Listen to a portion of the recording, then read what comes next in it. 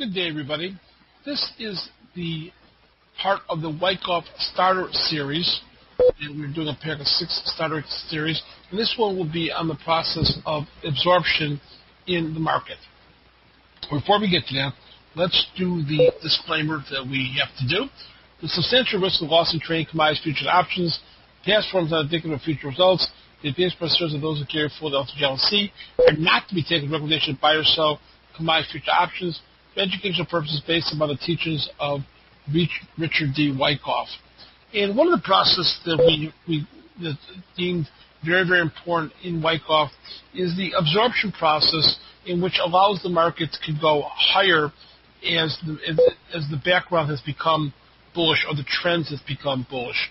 We'll also see the absorption to the downside, which will be on another one of these lectures, and there's no term opposite of absorption to the downside, so we can kind of use it, unfortunately, that we use both absorption for the move up and to move down as far as that goes. That's why. So we use both terms as far as that goes, okay? And we'll show the examples of each one of those processes, so as far as that says, okay? So many times when in teaching, it's very good to tell a story that happens upon the market. And in this particular case, the S&Ps tell such a important story in the market that I think that's pretty important.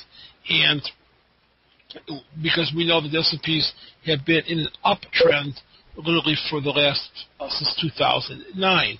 And one of the things that's important is that the absorption process in a market that's an established bull market, okay, that you easily see this absorption process, and you see the absorption process happen really in all phases of the market, time frame wise, as far as that's concerned. In these lectures, for the most part, I stayed away from the short-term trading aspect of it, because I want people to see the whole picture of the campaign of the market, which is what Wyckoff intended it to be, versus show these on a 5-minute time frame to scalp that way. Obviously, you can use any time frame that you'd like. The chart is a chart is a chart. The thing that I caution against is that the shorter the time frame that you use, the less of the read that you can get as far as trend-wise. The larger time frame you go, the better you're off at trading for the market. It shows you better trend. The further you go, the better the steadiness of the market that begins. So I showed this chart earlier in the trading range section. And if you've not got the trading range section yet, you'll see it, because it really exhibits one of the great Wyckoff lessons that we're going through. So we also go through a trading range, but it also shows the different types of absorption process that occurs in the market. So I want to go over that with you. And many of you have seen this many times before. And since it's a starter kit, it's one of the others. Many of you have not seen this. So we know that the market has established an uptrend, and in the trading lesson session, which we're not going to go over this lesson, we do see that the market has established some type of trading range. This being the ICE support, and in this case, which I did not show in the other trading range, we also have a minor trading range that occurs from here, because we see that the market has also established a high, then maybe a new or went to the low. We had a high that also retested down here. So we actually have a trading range within a trading range that occurs in the market, okay, which we see that we see the market as far as that goes. So, bottom line is that we want is a process that has an uptrend or a bullish background. We see the process of absorption quite clear. So when our background is positive, most times that we assume that this sideways behavior is generally absorption to go higher. The difference between the absorption process and the accumulation process is that the accumulation process occurs at the ICE support, where the market gets bought in the market. So in this particular case, going back to the market goes to the area of support several times that the market gets retested. And you see by the length of these bars,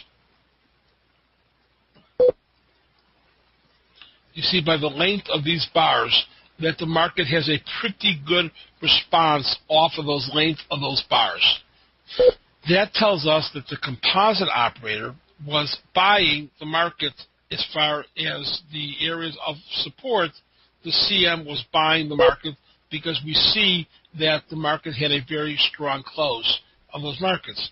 So what is very important is that if the market is being defended by strong hands, we will see a great transference of risk to occur in the market.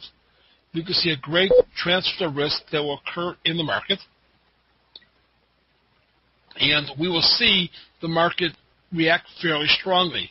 So as the market goes to new lows or retests, we see funds and specs selling. And if the composite operator wants to defend that area, he will do so aggressively most times, and that will cause the close to be high end of the market. We're buying overtook any particular selling that occurred in the market. So each one of these three instances, we see that the market was well bid underneath the market, which tells us that the market was strong, which tells us that the buyers were still in the market. And so the market now has a point, is that the market is in a point where it's showing the action to be bullish from the area that the market should show bullishness from. Okay?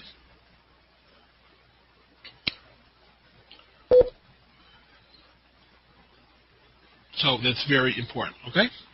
So, market goes higher, and we start to go up. Now, we start to see the right-hand side of the market.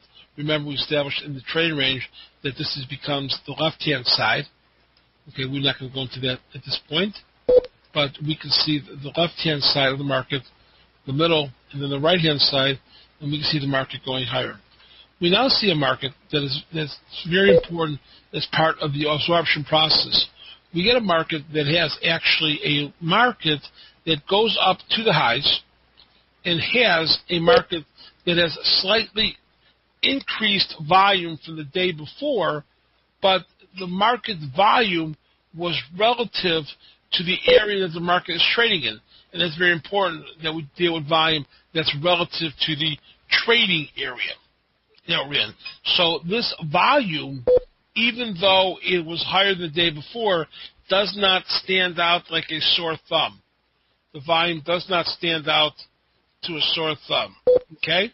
So the reason why that is, if it was really truly stopping action, this volume would have been much higher, because what would have happened was we would have seen that the specs and the funds were buying relatively new highs,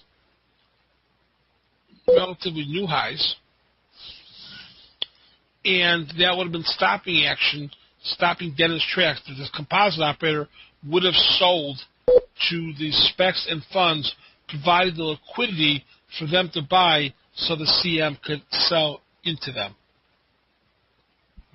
There was an increase in volume that occurred, but it did not stand out. So even though it's a possibility of stopping behavior that could occur at that level, it wasn't an action that gives us a high percentage of the market as far as that goes. Okay? So, the bottom line is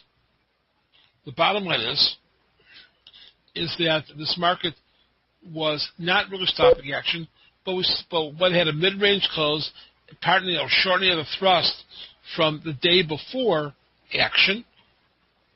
The market went up above this little up thrust, and the market went down through it at this point. And then we are in a section where the market then got to the level to where it closed underneath the creek resistance, and close under it, meaning that some sell stops were hit, causing the increasing volume. The market went above it, the funds and specs tried to buy it, and the CM provided the liquidity to sell the market. And that's what you see here. So because the market closed mid-range, given an iffy close, because the market tried to go up and close mid-range, we then have to see the market's subsequent behavior after that.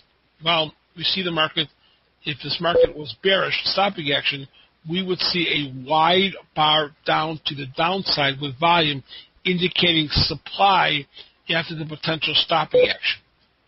It's possible this was stopping action simply because it went to resistance and the close was mid-range, and it's possible upthrust of the previous highs. Since the market did not sell off, immediately afterwards, creates a very much of a red flag in our head. It tells us that if this was stopping action or an upthrust or shorting of the thrust at this level, meaning a shorting of thrust is a small range, they either go slightly above the high or stays under the high, but a small range. Upthrust meaning the market goes above the resistance area and closes back under the resistance area. In upthrust, since we have both of those parameters potentially at play here, we would have to see the bears take control of the market because the market is in an uptrend. And we know in an uptrend, supply must prove itself, so we get to a situation where that's the case.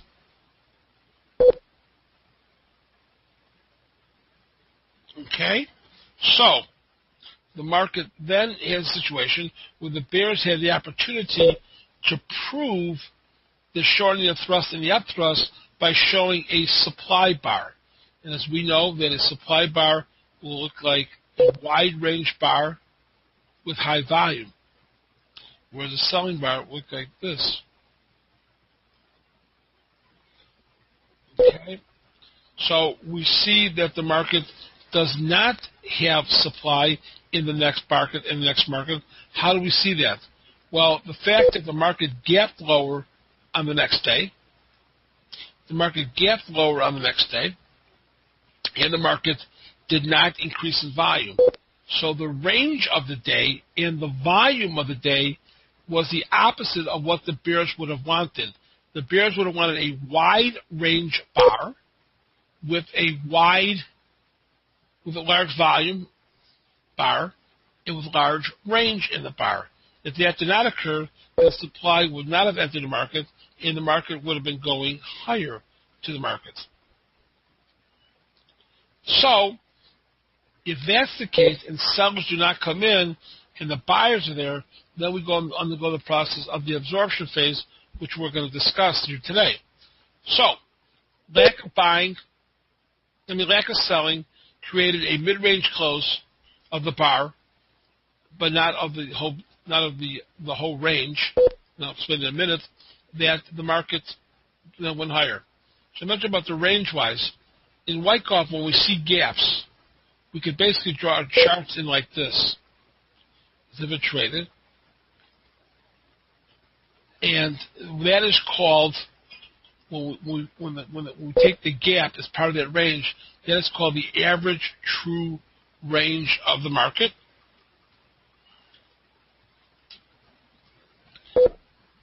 This means that the market is if the market had traded there.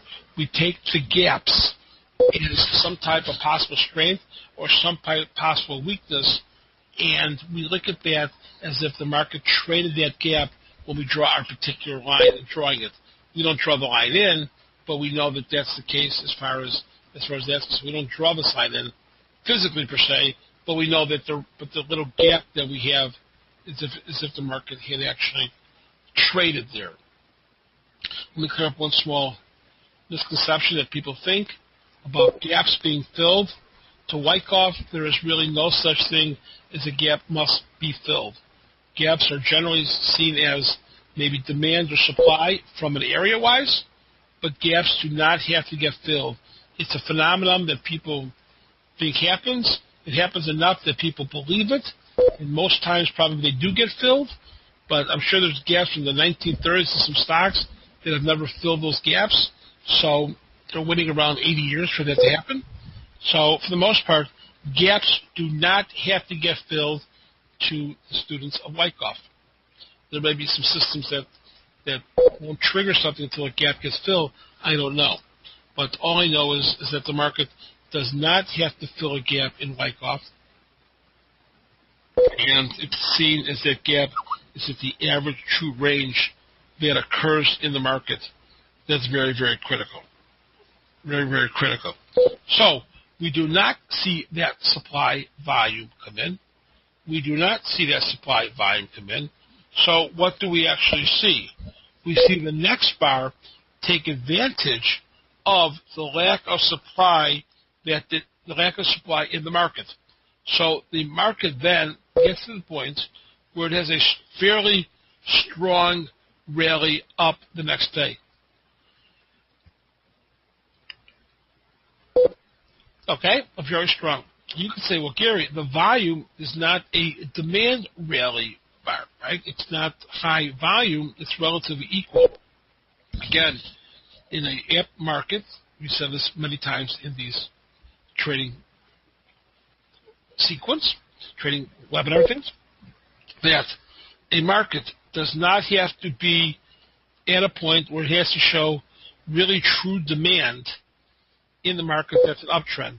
Yes, it has to show some demand, obviously, to overtake some selling, but it definitely does not have to have a sign of strength, and B, the volume does not have to increase. The volume does not have to increase to go higher in an established uptrend because demand's already established in the market. That is very, very important because people think, they ask me, well, Gary, how can the market keep going up? We never had a sign of strength.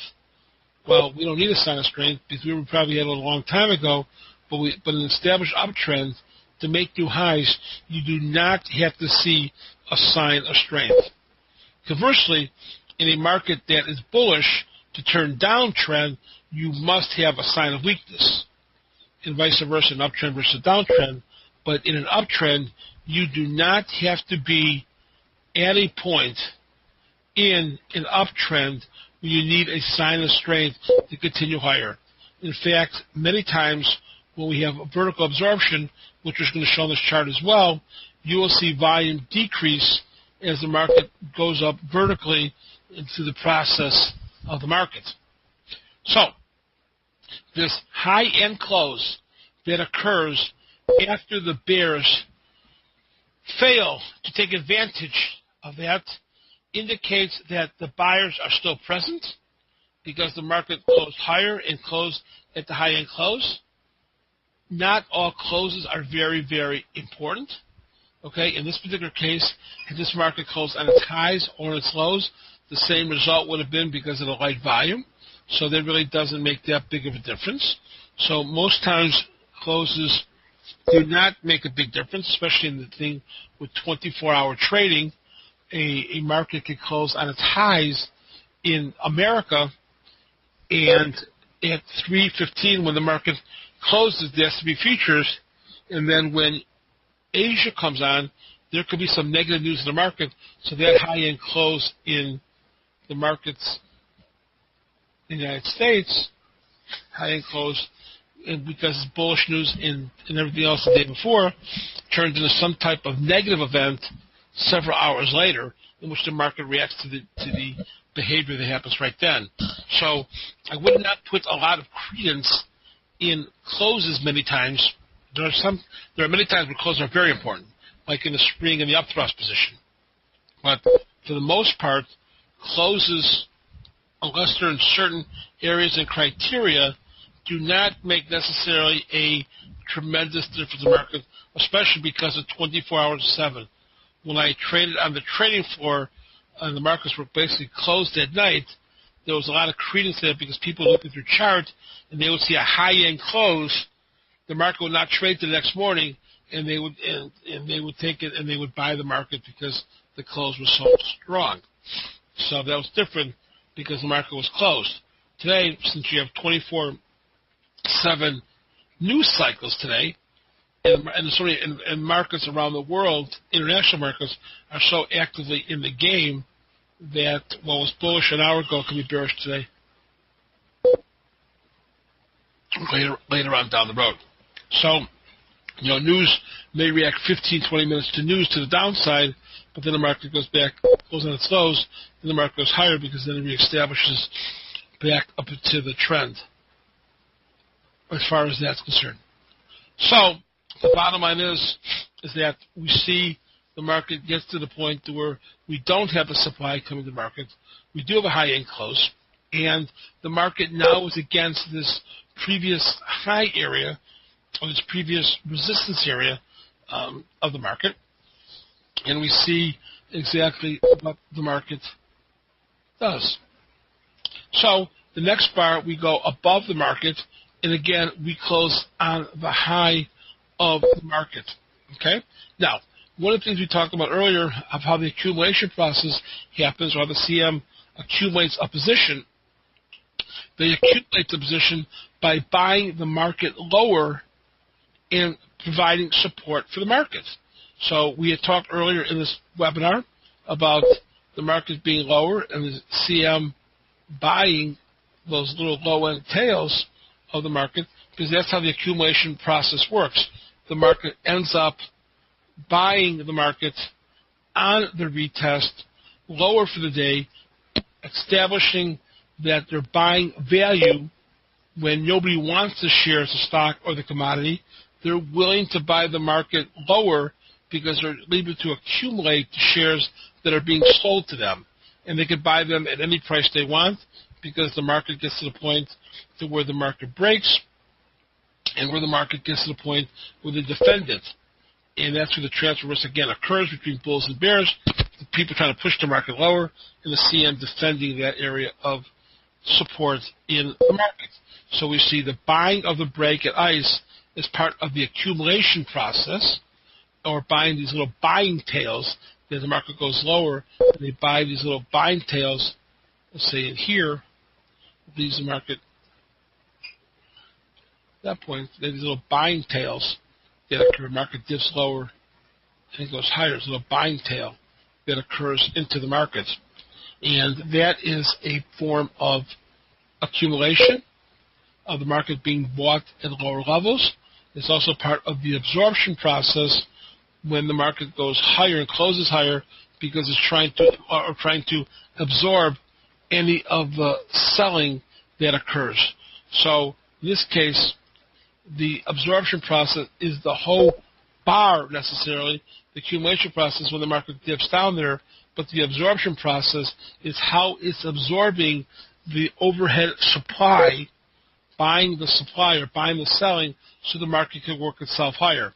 So in this case, the selling comes from this little minor trading range that occurs, and the market goes to that line, doesn't sell off, doesn't get an increase in volume, doesn't get an increase in bar length to the downside that we could see. You see the market then breaking and not having the follow through, the market going higher, closing exactly at the resistance area, but at the high of the day. And because the market closes on the high of the day, we now see the market get to the point to where this high-end close indicates that buyers are winning, that where there was selling before in the market,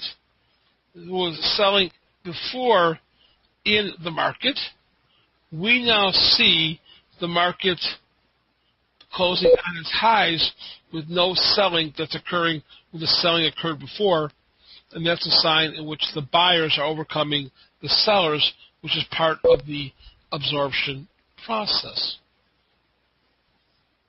Okay?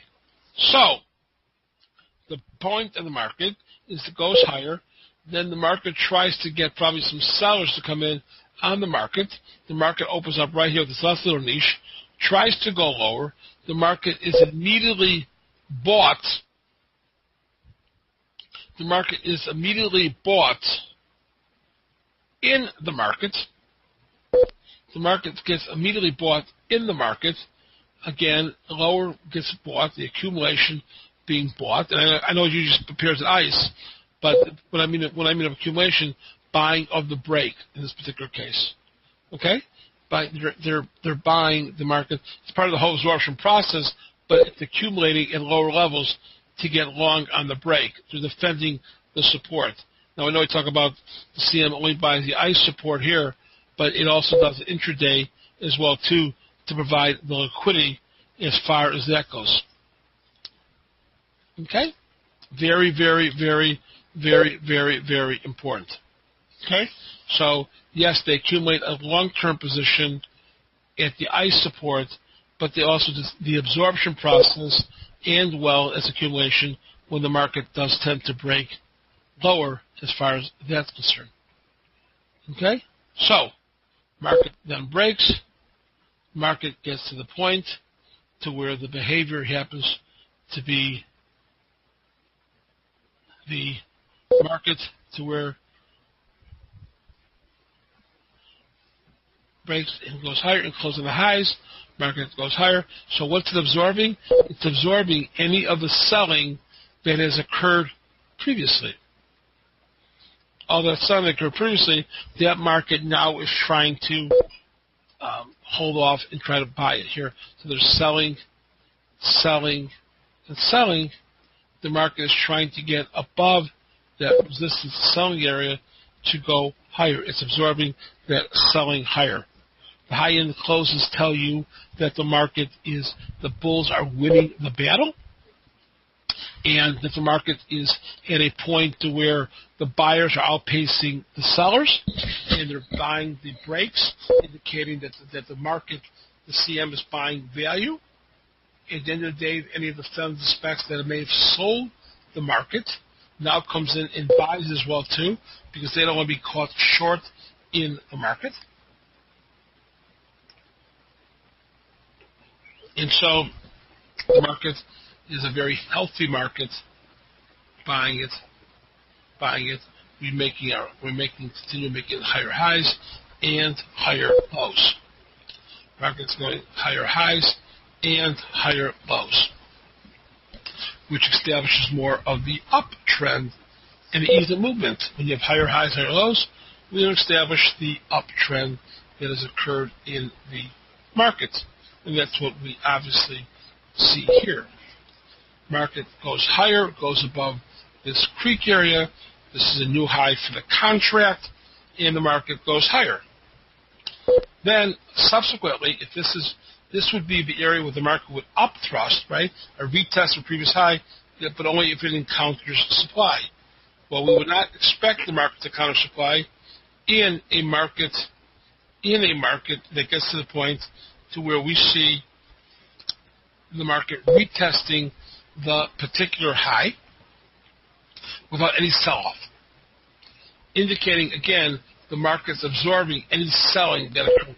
So instead of selling occurred, the market is staying high-end. It's absorbing any of the selling that occurs in the market.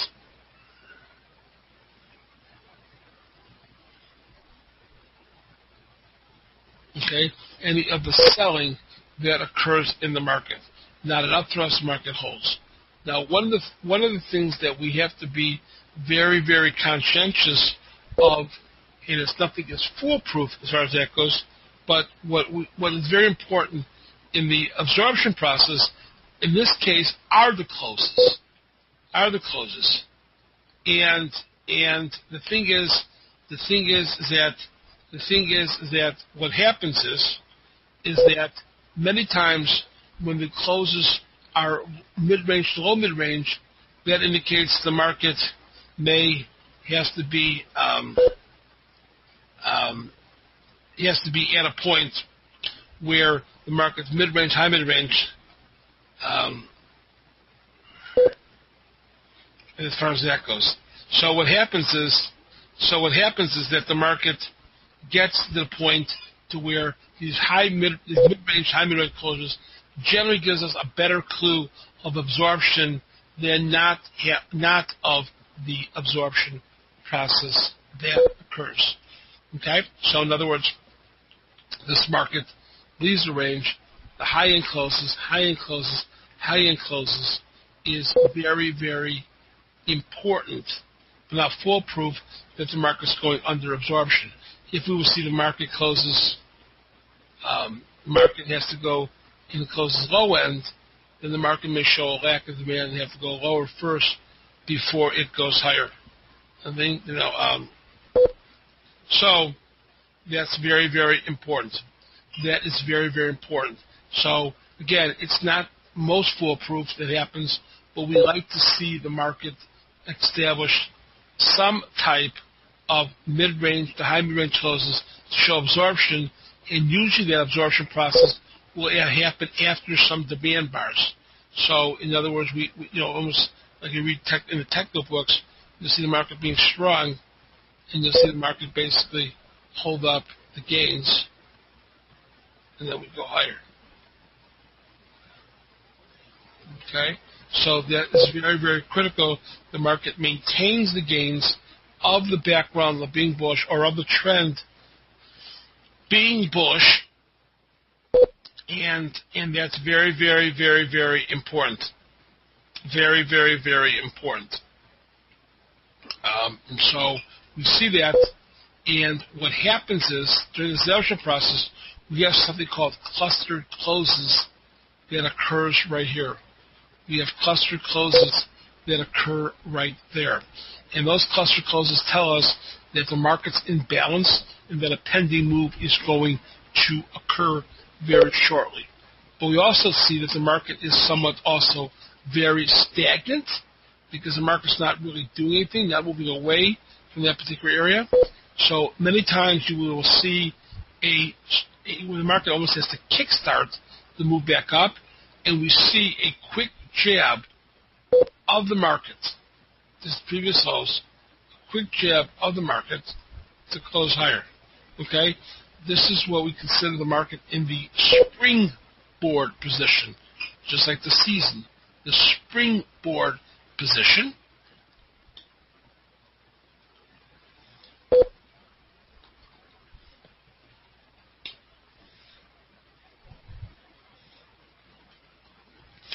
Okay, the market in a springboard position, and the springboard would be a situation where it's right here, springboard position, in which the market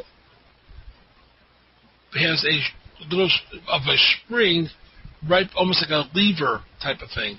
So a diving board type of thing. On the diving board, they jump down the diving board in order to spring themselves up off that diving board situation. Okay, when you press down the diving board, it goes down and then it goes back up. So you press either down the springboard and boom. So it's kind of thing-wise, the springboard position type of thing. Okay.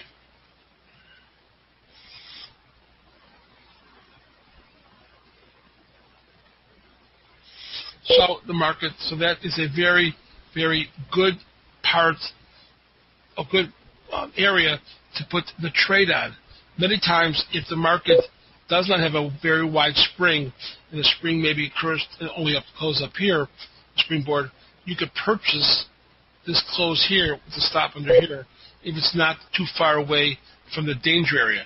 Because of the wideness of the bar, you may or may not wait for wait for a better level entry. But the springboard position is a very, very good aspect that the market is ready to mark up.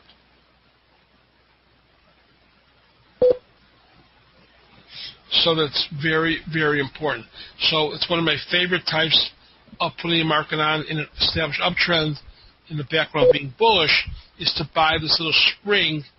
We like to know spring, as David Weiss has said, and I certainly agree, the fact that the markets, that you can make a decent living just understanding the aspect of spring and upthrust and trading them successfully. Okay, so it's very, very, very, very important. So this is a spring that occurs with the trend being higher, with the market being above resistance, and it puts the market in a very, very, very strong position in the market, as you can see.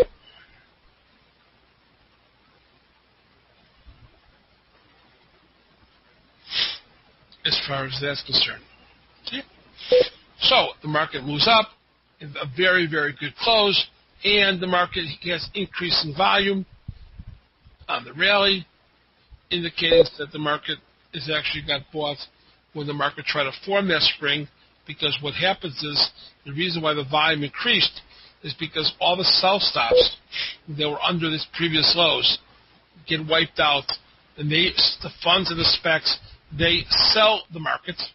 The funds and the specs, they sell the market, and that market immediately gets bought by the composite operator, who provides liquidity for the market, who provides the strength of the market by buying value lower. His buying of the market causes others to buy, thus the strong close. The increasing volume comes from the transfer of risk of the funds and specs selling of the sell stops that were gobbled up by strong hands. The strong close indicates that we should get higher prices to come. How long does this absorption process last? Generally, because they're cluster closes, 4, 5, 6, 7 bars, there's no set rules, but it usually doesn't go on forever. Okay? Usually doesn't go on forever, but usually a short duration. The market then has that bar. We have another bar that has a classical absorption. This market doesn't spring the bar, but then goes higher the next day. So this is current S&P chart. So we are in a situation where, when I redid these webinars several times because I saw things happen I wanted to include, I saw this market in the trading range, we can see now that the market tried to leave this range, and at some point we need to see some type of markup that needs to occur in the market. Well, at this point we have not seen that type of behavior to run away from the area, but we've also not seen supply in the market. So the market's considered bullish and still considered under the absorption process. So then the market tried to break. This is the first time the market was lower. We did not take advantage of break with supply, and this is where we're at currently as of March 1, 2015. Okay? Now, in order for this market to become bearish, we will need to see the supply come in, and these mid-range closes thus far is still a sign of absorption. Now, if we're down 500 points next week in the Dow, this lecture will be worthless. Not really. But the point is that the market is at a point that is very, very, very, very good. And we see that the market has these mid-range closes, no supply. This could very well be part of the absorption process, or something that we like to call maybe a possibility of a hinge or a bull flag, where the market has strength in the background, and then we'll mark up this way. Mark in this way. And so the point of the matter is that this action has no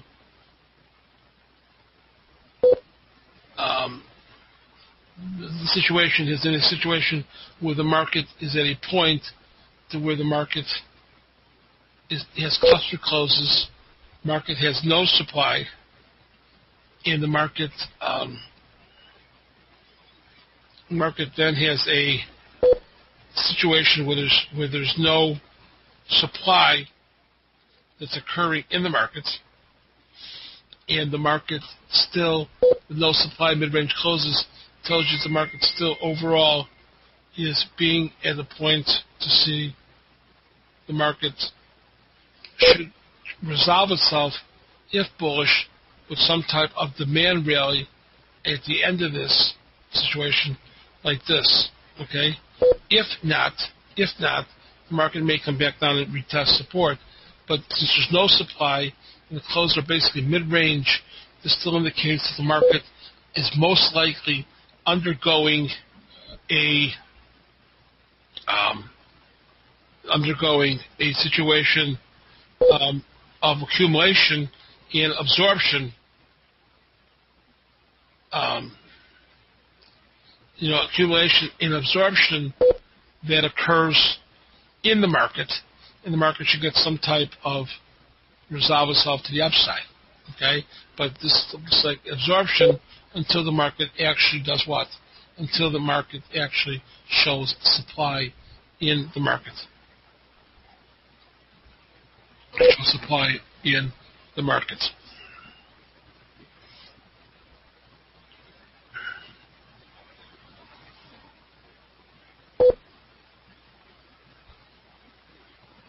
Okay.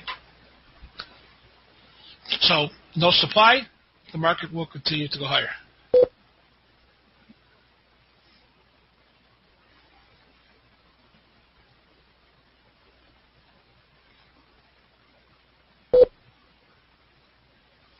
Okay, still go higher.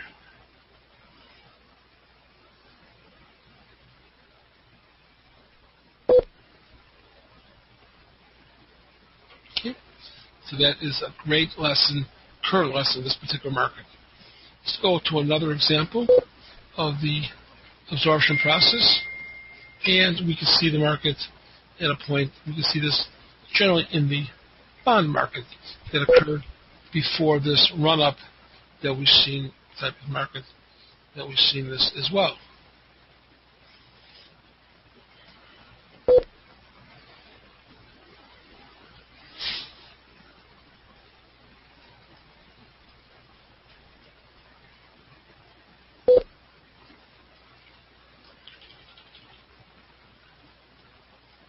So this is a little bit different type of absorption as far as that goes.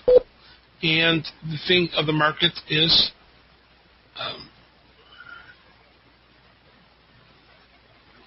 we see a different type of the market. And, different type of occasion-wise, but we can still see the absorption process that the market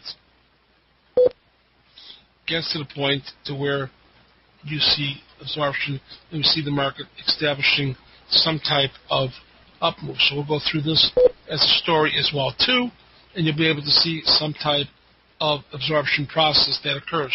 So here's something, the early stages of absorption, just to show you that it could become from a very, very benign position, but you can see the early phases, and we'll go through it more so, and we'll show the different, circle the absorption process, okay, as far as that goes. So, the market is an established down move on the daily bond chart, but we also see something very important. So, we also see that the market, even though the action is bearish and shows no demand, there's really no interest in the market. I know it's the holiday watch, but there's really no interest to sell the market. Though, even though it's a holiday, the range was fairly wide. So then we get a situation in which this is where volume does come in handy, in which the market starts to go up and tries to rally, and the volume increases a little bit. Now, we see that increase in volume. It doesn't really mean a lot, right? It really doesn't mean a lot. Okay? Then we get to the point to where the market, then we get to the point that the market has some signs of life. We then go higher here, and then the market gets a break to lower, and now we see the market coming in the volume, volume. Is at this point, for the first time, that the market retested some area lower that the market was bought. And the reason why that becomes very, very important is because, as we know, the accumulation process begins with the CM buying the support of the market. So this is the first time that the market did that, where it showed some buying, the retest, and buying. So this particular high-end close market, it maintained the gains that it recently had. So in a more, kind of an advanced Wyckoff type of thing, even though the trend is down, it does show you the short-term absorption of the selling area and the market's ability to close higher and withhold the gains as far as that goes.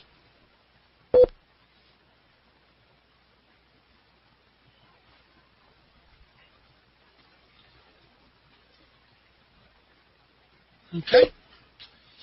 So the market's high-end close after maintaining the gains. And this close, if you look very carefully, get a little bit more advanced, but I wanted to introduce that to even the start of the thing today, is that even though the market in the situation is high-end type of situation-wise, it's still the highest close that we've had in a month. So the close at this point is important because it established the fact that the market was able to maintain the gains of the market, was able to maintain it. Even though the high volume, small range would indicate a lack of buying, it really is the lack of selling or the market holding up at those gains. Maybe there'd be selling, but it's being absorbed there because the selling that is occurring with the increase in volume, the market is not able to show downside pressure to the market. So when we get to this bar here, normally this would be stopping action. But in this case, the volume that came in as the market went higher did not produce a selling bar. So as much volume that was coming into that bar, okay, was not able to make that bar go lower. In fact, the bar closed higher. So it told you that any selling that was going to occur at this resistance here, okay, this increase in volume told you that the market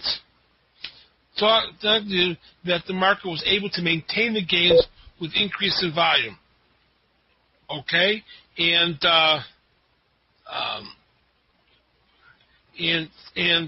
why it is very, very, very, very, very good that the market was able to maintain the gains. So it's a position of the shortening of the thrust and that result that is very, very important, and that's something that we go over in the one-on-one lectures.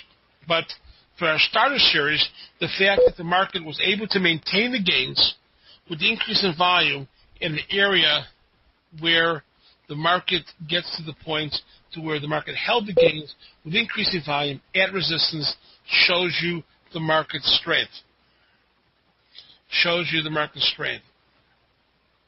Okay?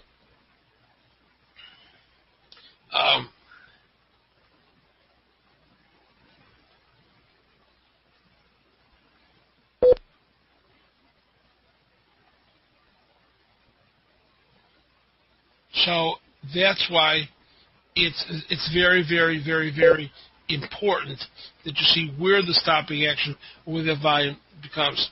Then you see the market establish a large range up bar that definitely shows demand, increasing volume, increasing bar length. This is where demand has overtaken supply. And we introduce this thing where demand has overtaken any of the supply that came into the markets. Demand and shows a very, very strong market that goes higher.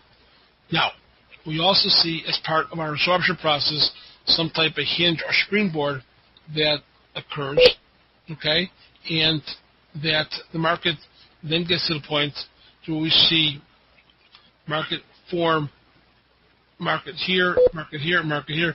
Even though their low end closes, they're established, we see that the volume begins to drop off. So after demand, increasing volume, increasing bar length, we now see small ranges, even though the market's on its lows, for the most part, but the lack of supply after demand has come in. After demand has come in, the lack of supply, in other words, wide range and large volume to the downside, says that the market is grinding lower. The traders are reluctant sellers in the markets, and the market then forms some type of hinge to the market, which is some form of absorption, okay, this hinge generally will not go back past the 50% level of this bar.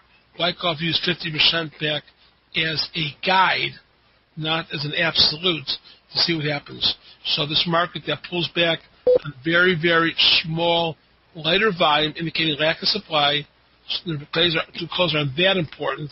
And as long as the market is able to hold this halfway back of this demand bar,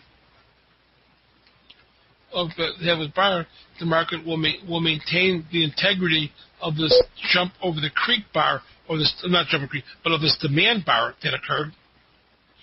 And the market is that you can see the point of the market gets to the level where demand overtakes supply, and then supply does not come in the market, indicating that demand is holding, and that the market will be at a point to we the point is that the market then has to be at a point where the market forms almost a hinge or a grind lower. The grind lower, and that indicates the lack of selling after the market, and that's why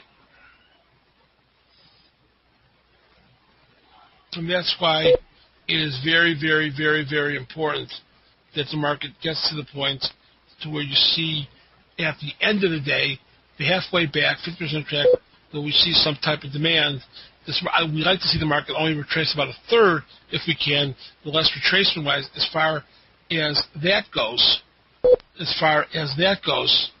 And then the market then gets to the point where it shows demand again, back up. And so this one bar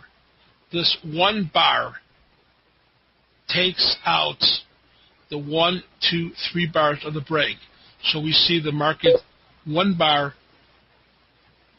retracing, 3 bars retracement.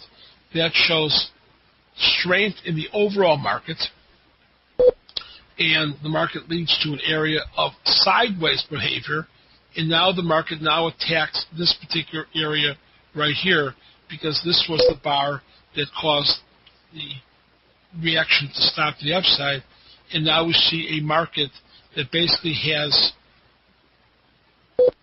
these basically high-end closes. This is a low-end close, but with light volume. These high-end closes at this resistance area. This is a classical absorption process with the market in the background providing some strength. This market was able to maintain the gains here, providing some absorption, is in the form of a hinge. Okay? And the market then goes sideways where we have the cluster closes, where we know the market is going to make a move, since we have buying in the background. Buying in the background. Okay? And this buying in the background, with the lack of selling after the buying, the cluster closes, and the closes for the most part are mid-range, high mid-range, is a classic portion of absorption. Classic market of absorption.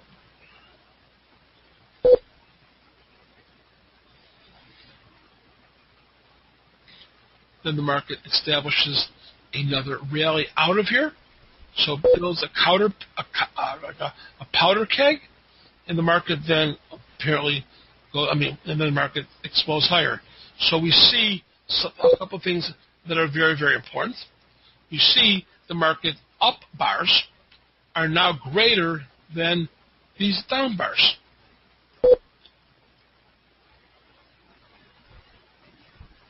We see the bars this way, in which the market, the up bars, are greater than down bars, indicating that buyers are winning the battle. You see that the lack of sellers that occur at the market here. So this is a form of absorption. The market staying at the mid-range to high mid-range closes. Absorption here before markup. Hinge, rally up, sideways, and absorption to go higher. So these are the three areas. They're a little bit different, right? Are all areas of absorption. This absorption because the beginning of the market that shows mid-range, high mid-range closes, absorbing the creek. This is somewhat of a hinge that occurs in the market, and this is a market that's absorbing a vertical supply bar. A vertical supply bar. So we see absorption of a vertical supply bar. We see a hinge as the market prepares to attack this area, and we see absorption after the market probably some short covering, that the market just forming some type of small trading range for absorption to end up to go higher. So there's three different types of absorption. They all lead to higher prices, and we see that the market becomes bullish and on its way up. So that is a point to where that becomes very important. We then get a market that goes up to the highs, kind of retrace back to the market. The market back to the markets. That occurs. And the market then establishes the right-hand side of this market. So we know how to draw our lines from areas. This is a demand bar. We draw our line from a demand. This is a stopping action bar where the market forms the creek resistance. And we see that on the right-hand side, of the market, we start to see a high-end close, a high-end close, a high-end close. This is all forms of absorption on the right-hand side of the trading range. Those high-end closes, absorbing any of this selling that occurring up here in the market's high-end closes is absorption as we go over. That is very, very important.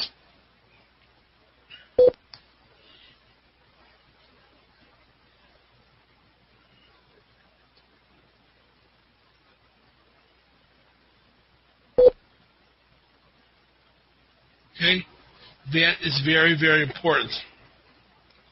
That the market has these high-end closes on the right-hand side. It performs also that vertical absorption that we talked about, in which the market is kind of built up in a vertical fashion, like in the S&Ps did, in the vertical fashion, and then we see the market at this point closes all decent.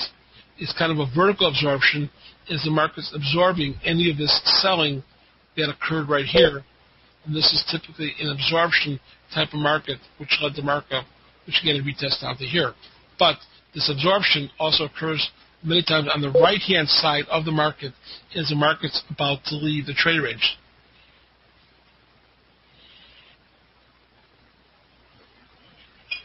Okay, so that's very, very, very, very critical to what happens. Okay, so the market, so that we can see here, the sloppiness it closes, low end, high end, high end, low end, high end, mid range. The market's not ready to leave the trading range. When the market's ready to leave the trading range, it will leave it on the sign of strength or some type of vertical absorption of leaving the trading range. That's very important. So when the market's about to leave the trading range on the right-hand side, opposite is true to the downside, see that the market either has a sign of strength that will continue to have markup, or the market will have some type of vertical absorption to the market at this point, or we will see some type of market that will do, obviously, some type of this. We'll just stay mid-range closes here, and they'll mark up. So in this case, we see vertical extension to the market, vertical absorption to the market, this vertical absorption market. Here we see the horizontal absorption of the market that leads to it. So there's two types of absorption that take place. The vertical aspect of absorption and the horizontal aspect of the markets. and those generally all have closes that are mid-range to upper mid-range in the market. So we see that the market is going through the absorption process of buying the market where the resistance becomes overtaken by the demand that occurs in the market.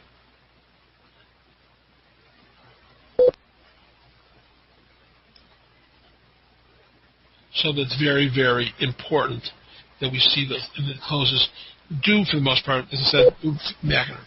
So we've seen the absorption process. The absorption process generally takes places at resistance area, and the accumulation process takes usually places at the ice area. But the bottom line is that we both see either one of those market-wise, then we get to the point to where we know that the prices are higher forthcoming in the market, and markup generally will occur. And we get the cluster closes, tells you markets in balance, and the markets are uptrend. That's usually absorption to go higher, those cluster closes. So that concludes this portion of the Wyckoff Starter Seminar on absorption. And everybody have a great day. Thank you. Bye for now.